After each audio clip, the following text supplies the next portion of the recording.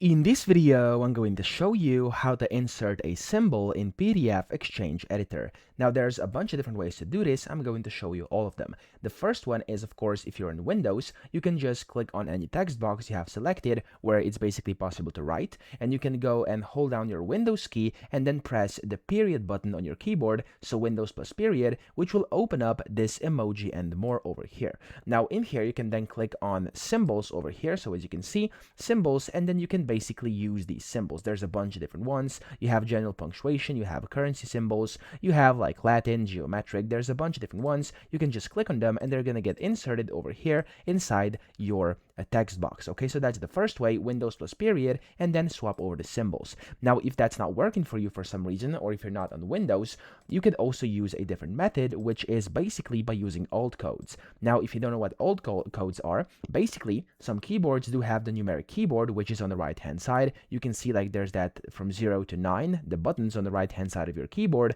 That is basically the numeric keyboard, and if you have that, you can use alt codes, which is very easy to do with that. You have to hold down your alt key, and then from there, you can just basically type in a combination of keys and get something like bullet points or whatever you want. Now, if that's also not working, or you just don't know these codes, you could go to Google and type in like alt codes for symbols or something like that, and you can find a website like this over here, which will show you basically how to get these different alt code symbols, or you could just go and copy them by clicking on them, and then you can of course paste them in here. So these are basically all the methods of inserting symbols. I hope this video helped you out. If it did, please subscribe to the channel and help me out as well.